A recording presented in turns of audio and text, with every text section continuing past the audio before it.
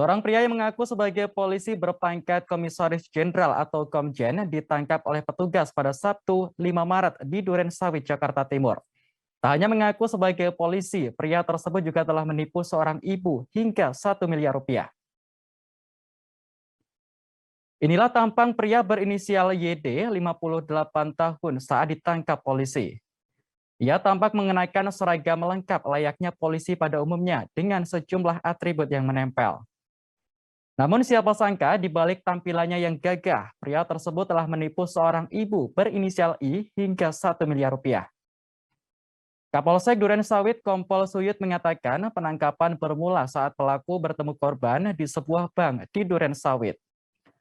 Suyut tak menjelaskan lebih rinci mengenai kronologi penipuan yang dilakukan YD terhadap korban.